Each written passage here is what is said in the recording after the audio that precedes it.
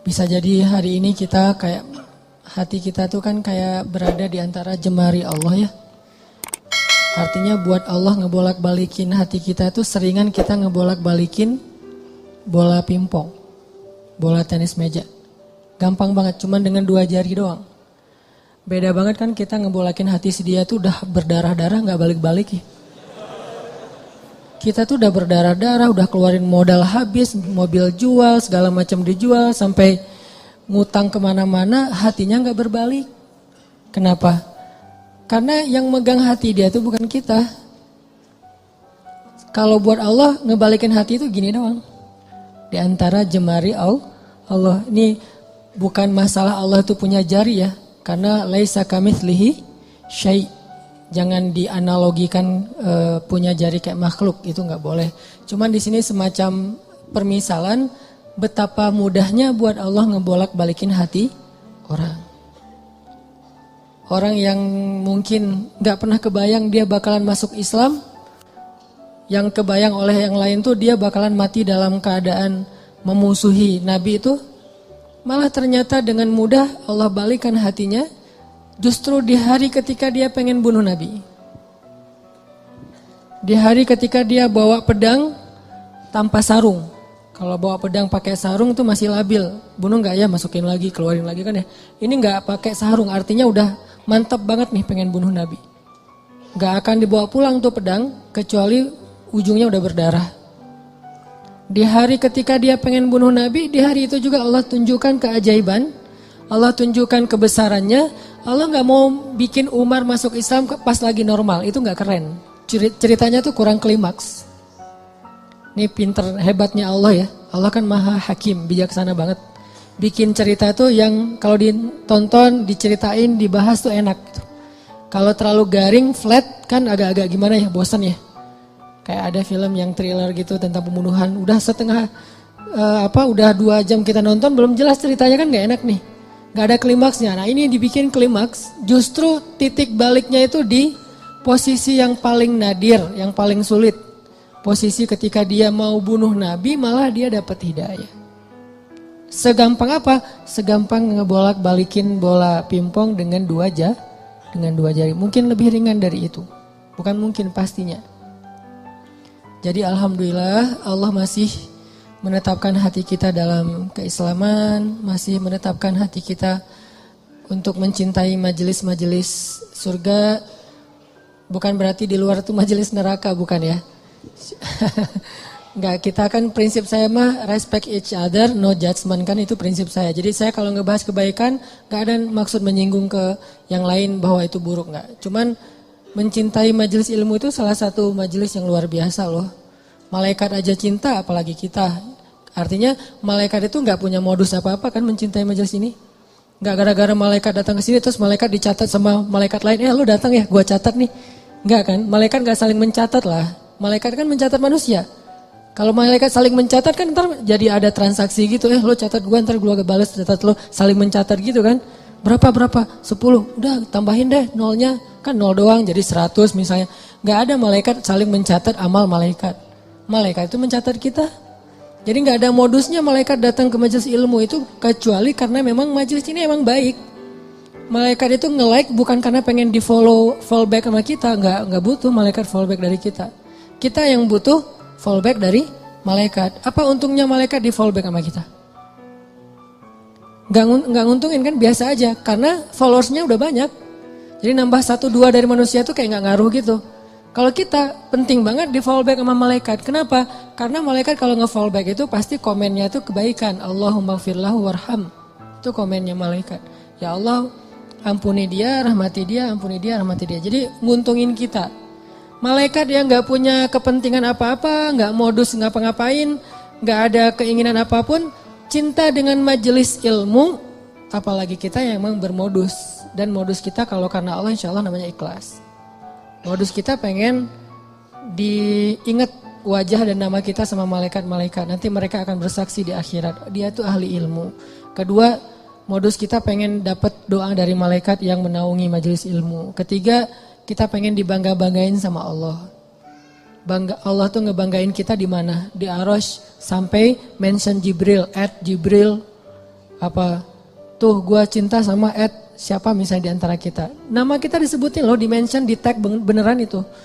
Kecuali nama kita mungkin nama yang agak-agak susah dibaca ya, terlalu banyak bahasa-bahasa asingnya. Kalau namanya standar-standar aja, Asep misalnya ya, apa gitu, itu insya Allah malaikat gampang nge-like-nya gitu. Makanya nama jangan susah-susah. Sampai kakek aja nggak tahu pas tanya, ini cucunya siapa namanya? Nanya ke anaknya, nama anak kamu siapa gitu. Saking susahnya nama anak sekarang. Jadi Allah tuh ngebanggain kita tuh pakai nama kita. Nama yang ada di KTP, nama yang ada di SIM. Kecuali nama-nama terlarang ya. Tapi kalau namanya masih wajar, KTP, SIM itu sama dipakai di langit. Allah nge-mention kita, terus dikasih tahu kepada Jibril. Jibril ngasih tahu ke malaikat. Malaikat ngasih tahu ke seluruh makhluk, ngedoain kita. Kan bermodus tuh. Jadi kalau malaikat aja nggak ada modus cinta dengan majelis ini, kayaknya kita punya alasan yang lebih kuat untuk tetap cinta. Dan ini salah satunya bimbingan hati dari Allah. Alhamdulillah. Kita syukurin terus. Biar Allah tambahin lagi, istiqomahin lagi. Setiap minggu, setiap bulan, setiap tahun, sampai akhir hayat kita. Teman-teman yang dirahmati Allah, malam ini kita bahas tentang life goals. Kalau dalam bahasa ulama itu disebut dengan himmah. Salah satunya disebut dengan himmah. Apa kepengennya kita? Apa yang bikin kita happy? Apa yang bikin kita ngerasa hidup itu meaningful, bermakna? Ini namanya himmah. Mungkin kalau bahasa sederhananya life goals. Sebelum kita ngobrolin tentang masalah himmah, life goals ini, coba kita baca satu paragraf kecil di dalam surat Ali Imran ayat 35. Biar gaung tilawah kita itu makin menggetarkan arasy Allah dengan kebaikan. Surat Ali Imran ayat 35. Kita baca sampai ayat 37. Surat Ali Imran ayat 35 sampai 37. A'udzu billahi minasy syaithanir rajim. Silakan.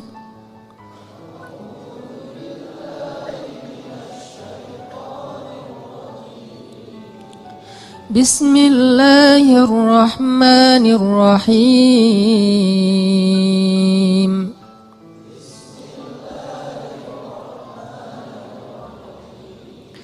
إذ قالت امرأة عمران رب إني نذرت لك ما في بطني محررا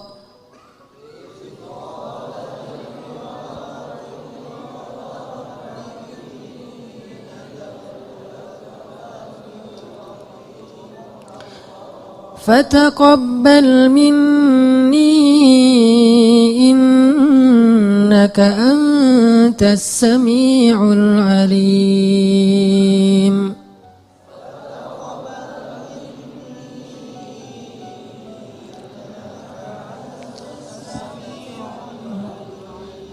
فلما وضعتها قالت رب إني وضعتها أنثى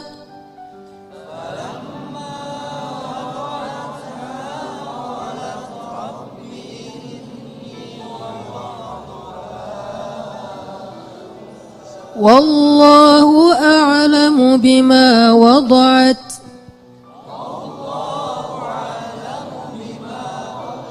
وليس الذكر كالأنثى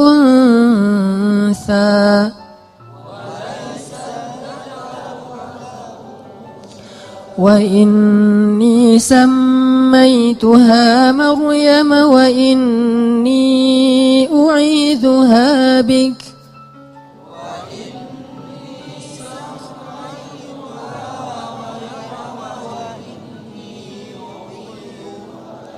وإني أعيذها بك وذريتها من الشيطان الرجيم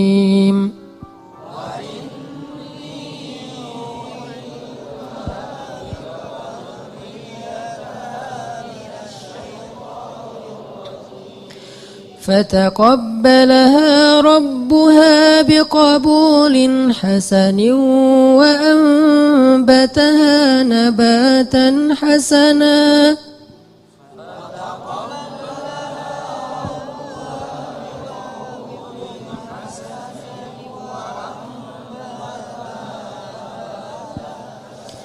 وكفلها زكريا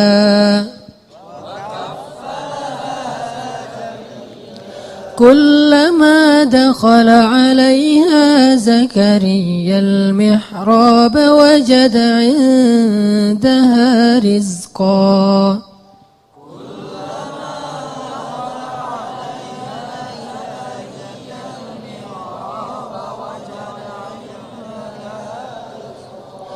قال يا مريم أنى لك هذا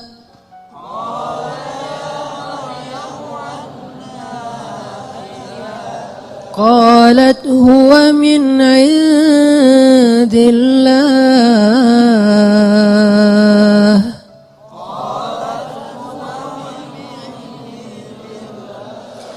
إن الله يرزق من يشاء بغير حساب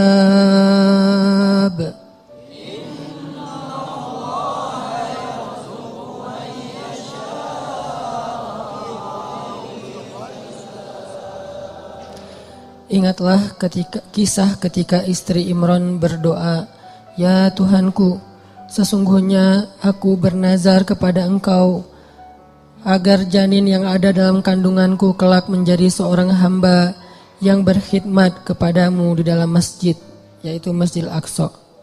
Maka terimalah nazarku itu. Sesungguhnya Engkaulah yang Maha mendengar lagi Maha mengetahui." Maka ketika ia melahirkannya, ia berkata, "Ya Tuhanku, aku telah melahirkan anak perempuan, sedangkan Allah lebih tahu apa yang dia lahirkan. Dan anak laki-laki tidaklah sama dengan anak perempuan dalam aturan-aturannya. Dan aku memberinya nama Maryam, dan aku memohon perlindunganmu untuknya dan anak cucunya dari gangguan syaitan yang terkutuk." Maka Allah menerima Maryam dengan penerimaan yang baik, membesarkan Maryam dengan pertumbuhan yang baik, dan menyerahkan pemeliharaan Maryam kepada Zakaria.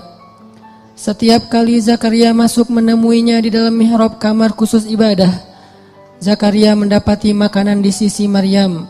Lalu Zakaria bertanya, "Wahai Maryam, dari mana engkau memperoleh makanan-makanan ini?" Maryam menjawab, "Semua ini dari Allah.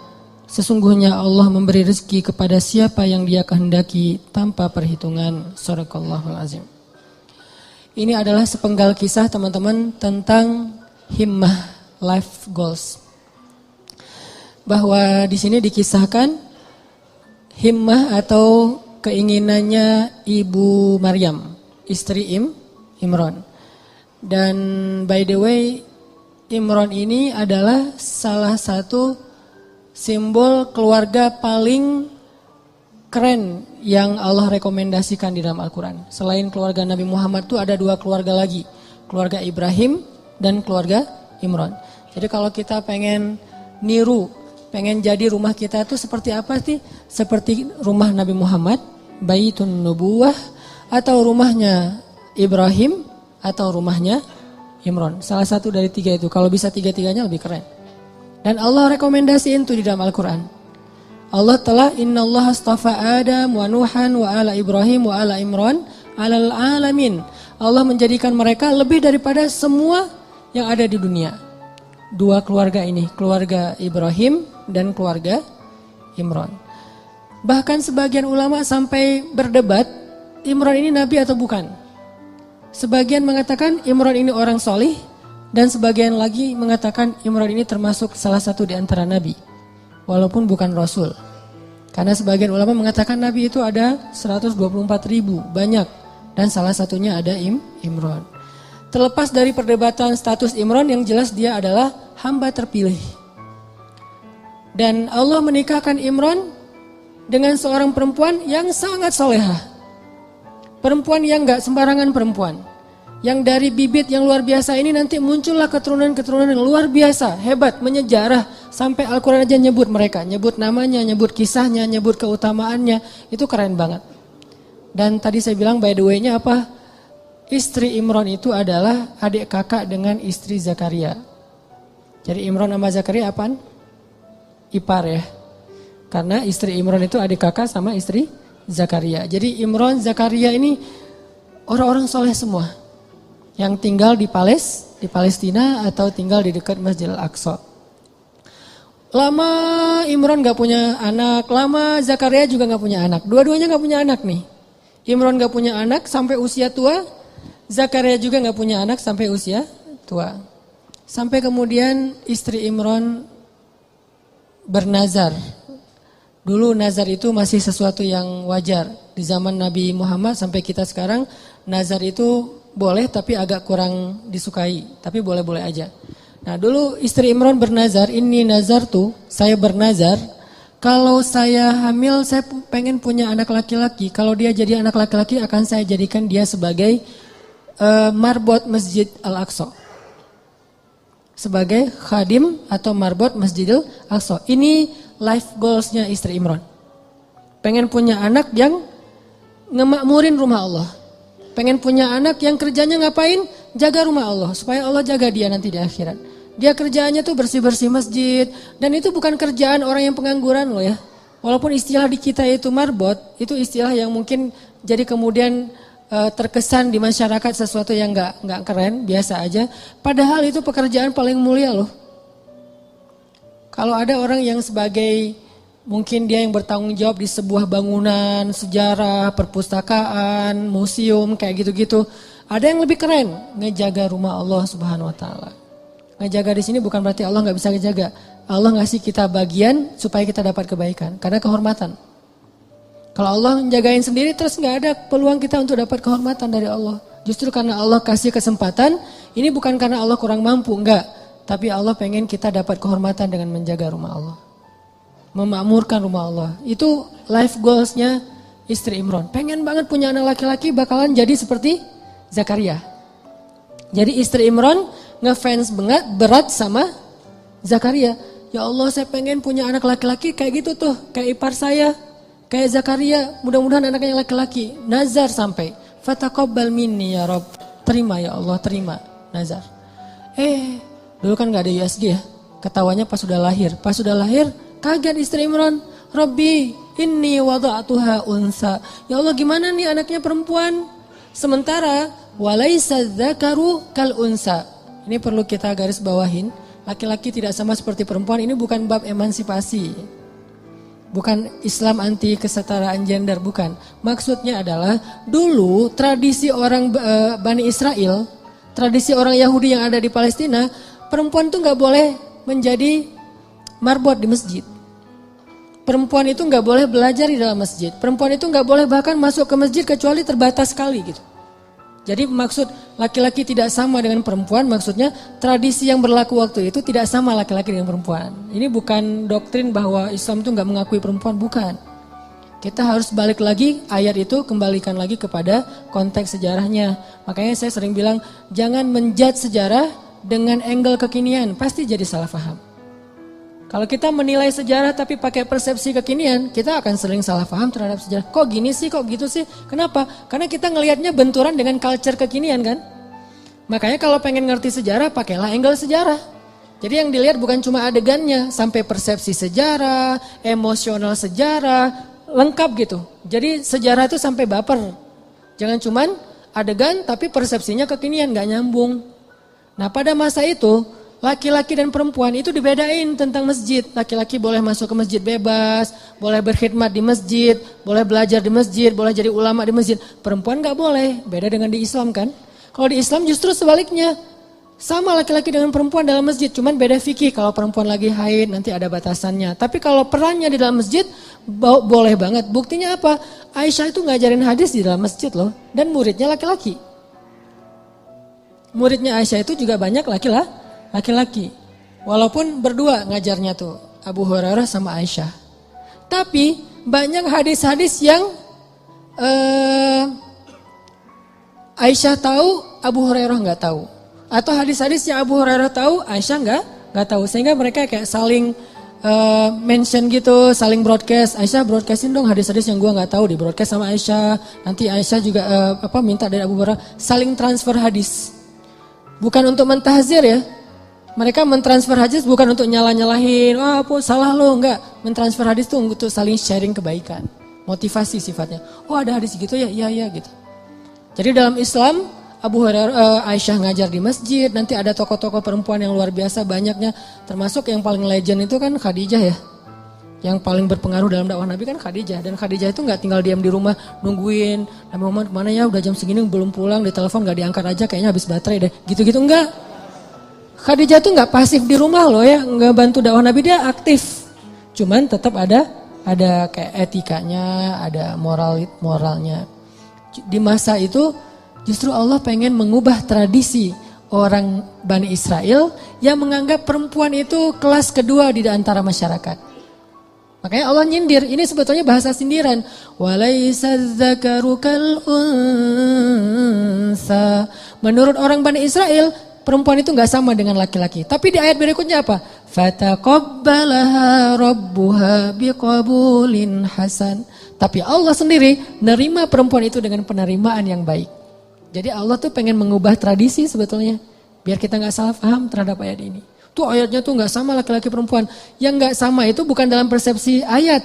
Bukan dalam persepsi Allah, dalam persepsi masyarakat. Dan Allah mengubahnya dengan kalimat fataqabbalaha rabbuha biqabulin hasanin. Justru Allah nerima perempuan itu dengan penerimaan yang sangat istimewa. Dia sediakan khusus mihrab buat dia, diberikan keutamaan buat dia, sampai turun makanan aja dari langit coba.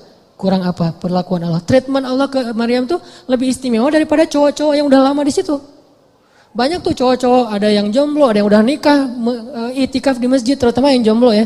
Masih punya banyak waktu lah buat itikaf kan. Kalau udah nikah, kalau keseringan itikaf zalim juga sama istri ya kan ya. Kalau udah nikah mah dijadwalin seminggu sekali. Tapi kalau masih sendiri, itikaf aja setiap hari gak masalah. Apalagi kos-kosan gak sempat bayar, udah masjid aja. Jadi udah lama di masjid kayak gitu, tetap aja Allah gak ngasih hidangan dari langit. Sedangkan cewek, Allah kasih hidangan dari langit. Di sini menunjukkan bahwa Islam itu menghargai perempuan banget loh. Bisa dibilang jarang banget ada orang yang dapat hidangan celeng datang dari langit. Itu udah buah yang segar, yang udah kualitasnya luar biasa. Di depan Maryam, Zakaria aja sampai terheran-heran. Padahal Zakaria itu jelas-jelas sepakat ulama dia itu nabi. Zakaria aja terheran-heran dengan perlakuan treatment langit kepada Maryam. Sedangkan Bani Israel melecehkan Maryam. Jadi maksud walaisa dzakaru kal unsa, tidak sama laki-laki dengan perempuan di sini adalah Allah lagi nyindir tradisi Bani Israel. Itu maksudnya. Bukan dalam Islam itu laki-laki dan perempuan itu dibeda-bedain, bukan. Udah gitu, ya udah deh kalau gitu udah terlanjur ngelahirin anak cewek, masa mau digimanain lagi gitu, masa dioperasi segala macam, enggak, susah. Akhirnya ibu Maryam menamakan anaknya Inni Sammaituha Maryam. Apa arti Maryam secara bahasa? Khadimah. Maryam itu secara bahasa artinya marbot, cewek.